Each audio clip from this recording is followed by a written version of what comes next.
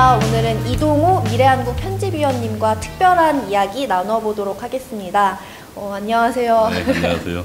저희 위원님께서 항상 하셨던 말씀 중에 가장 기억에 남는 게 나는 과거에 좌파 활동을 했다. 그래서 기회가 될 때마다 사과하는 것이 내 역할이라고 생각한다 라고 말씀하셨던 게 굉장히 기억에 남아요. 그리고 오늘이 바로 그 사과하는 수많은 날 중에 하루였는데 기분이 어떠신가요? 뭐 아까 좀 약간 말씀드렸지만 네. 실은 자기 고백한다, 네. 공개적으로 자기를 부정하는 거 이야기한다는 건 정신적 굉장히 스트레스고 고문이거든요. 그렇지만 그럼에도 불구하고 네. 그 과거 대한민국을 비방하고 어쨌든 세우지 말았어야 될 나라라고 생각했고 또 교육시켰고 그랬던 책임자로서 네. 그것이 얼마나 잘못됐는가는 공개적으로 죽는 날까지 해야 된다. 그것이 대한민국을, 성공한 대한민국을 잘못된 나라라고 비방했던 나의 죄과에 대한 스스로의 새로운 실천이다 라고 생각해도 피해갈 수 없다고 생각해요. 좀 고통스럽지만. 근데 진짜 그 말씀해 주신 대로 아마 위원님께서는 굉장히 고통스러우실 것 같겠지만 저는 되게 많은 생각이 들었어요. 발표하시는 거 보면서. 요즘에 보면은 아까 남정욱 교수님도 이야기를 했는데 좌편향된 생각이 이 학생이 특별히 좌편향돼서 그런 게 아니고 평범한 상식이 좌편향된 세상인 거잖아요. 요즘 세상은. 그런데 그게 그 이동호 위원님께서 활동하셨던 그 시기에 만들어진 인재들이 세상을 이렇게 바꾼 거라고 그렇죠. 할 수 있는 네. 거잖아요. 그렇죠. 그렇기 때문에 그 실상을 다 알고 있는 위원님께서 하실 일이 굉장히 많을 것 같아요. 어쨌든 뭐 지금 현재 좌편향된 그 배경에는 네. 이제 그때 대학에서 공부했던 사람들이 오늘날 주력이 돼 있거든요. 네. 교사로도 갔고 또 뭐 변호사로도 갔고 또 그다음에 곳곳에 네. 가서 문화 활동가로, 소설가로, 뭐 그다음에 영화 노래패로 여러 각 방면에 가서 이들이 또 지금 다 각 방면에서 성장해서 주역으로 자리 잡고 있고 그들에 의해서 형성된 어떤 문화라는 것이 오늘날 좌편향 사회의 내용이 됐고 그리고 또 젊은이들은 과거처럼 공부해서가 아니라 어쨌든 이것이 하나의 대세로 된 상식으로 된 왜 그런가 물어보지도 않고 상식으로 된 것들이 오늘날 현실이라고 본다면 수십 년간의 노력이 자익들의 노력이 만들었다 이렇게 생각해요. 그리고 또 한 가지 인상 깊었던 게 그 뭐 우리 요즘에도 그 뭐 종북 논란 이런 게 흔히 있는데 당시에 진짜로 북한이 지령을 내리면 대학생들이 뭔가 그 지령에 따라서 움직였던 걸 경험하셨잖아요. 그렇죠. 그러니까 이건 명백한 사실인데 사실이죠. 그럼에도 그 좌파 쪽에 있는 사람들은 왜 니네 또 종북몰이 하냐, 종북 얘기하면 좋냐 이런 식으로 자꾸 프레임을 흐려버리니까 그것도 저는 화가 나더라고요. 회피 전술이죠. 그러니까 회피 전술. 네, 공산주의는 기본적으로 그 결정적 시기가 되기 전까지는 자신의 정체를 드러내놓지 않아요. 그래서 그걸 이제 그 혁명론에 보면 그 결정적 시기와 준비기로 나눠요.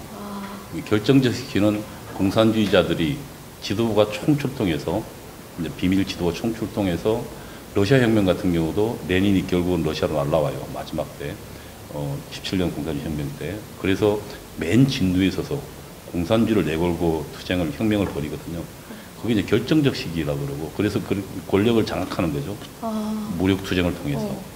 그 전까지는 준비기라고 해서 자신의 정체를 드러내지 않아요. 왜냐하면 아직 공산주의 용어로 하면 대중이 각성되지 않았다. 왜냐하면 공산주의에 일종의 거부감이 갖고 있기 때문에 그럼 이들을 공산주의로 끌기 위해서는 많은 단계가 필요하다.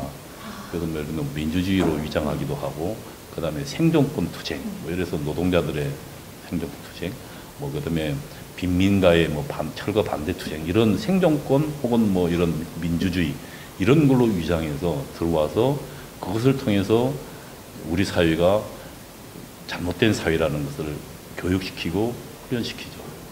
그래서 결정적 시기가 나오기 전까지는 정체를 드러내지 않기 때문에 일반 대중들은 몰라요. 네. 네.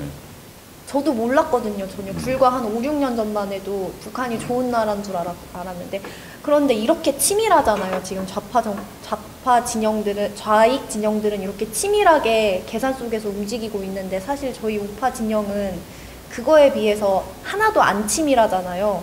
믿고 있는 건 진실 하나밖에 없는데 어떻게 해야 될까요? 아까 그 이야기를 내가 좀 이야기를 좀 빠졌는데 네. 종북 네. 논란에 대해서 네. 논란이 아니거든요. 우리가 논란이라고 보면 안 돼요. 종북 그 자체였어요.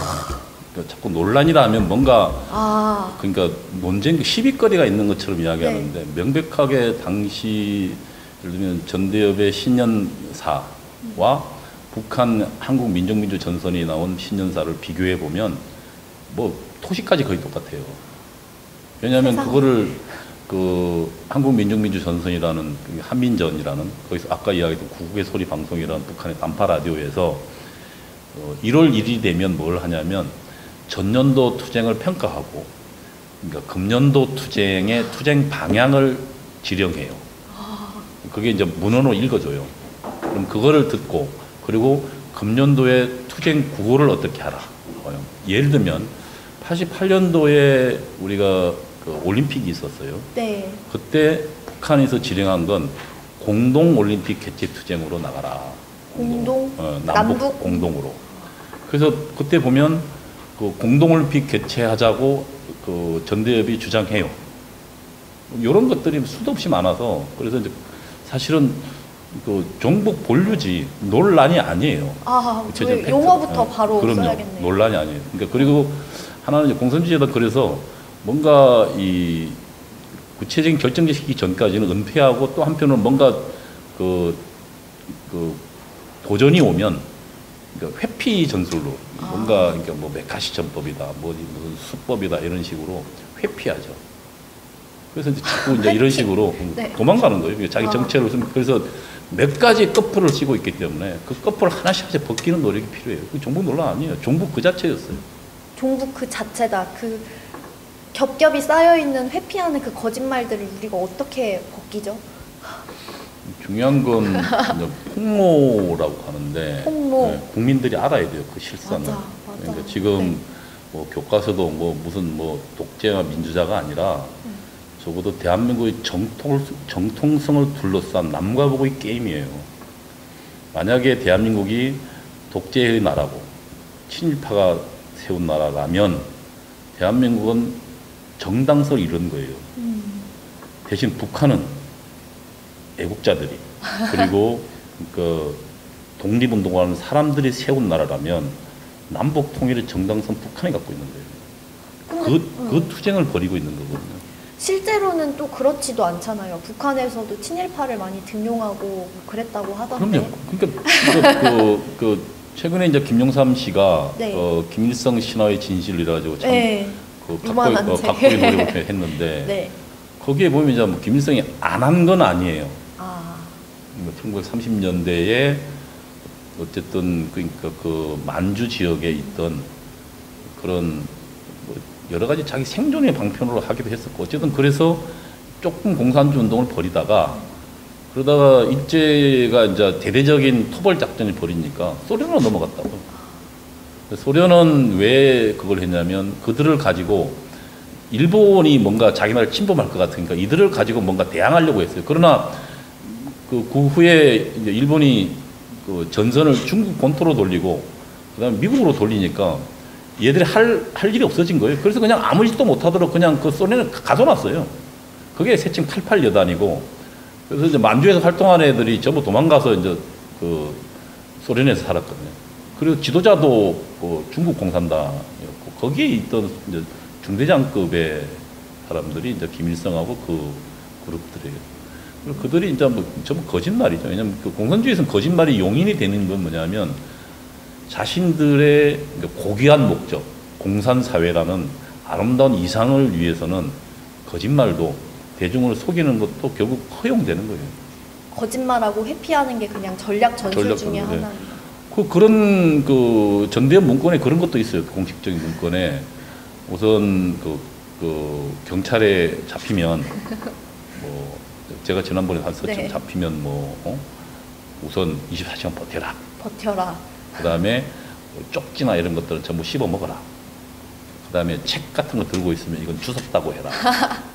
그 뭐 일관성 없게 일관성 없게 진술해라. 해라. 나중에 부인해라. 뭐 그런 것들이 다 오래전 그러니까 1920년대 공산주의 활동부터 쭉 그 소련 공산당 활동부터 지하 활동들을 통해서 경험들이 전수된 거예요. 그런 것들이. 근데 그 중에 이제 예를 들면 최고의 책임자급들은 어차피 자기 정당 주장해야 되니까 쭉 일관되게 이야기하고 나머지는 일체 다 부정하는. 그런 거짓말도 그들의 전술이라 보기 때문에 그러니까 왜냐하면 아름다운 사회를 위해서 거짓말하는 거니까 허용되는 거예요. 거짓말도. 참 말도 안 되는 얘기고 되게 영화 같은 얘기인데 어쨌든 이게 2016년 지금까지도 지속되고 있는 거기 때문에 저희 자유경제원과 이동호 위원님이 할 일이 굉장히 많은 것 같아요. 저희 기회가 된다면. 네. 네. 앞으로도 이런 폭로전 좀 괴로우시겠지만 잘 부탁드리겠습니다. 예. 위원님 오늘 말씀 감사합니다. 예, 고맙습니다. 감사합니다. 예, 예.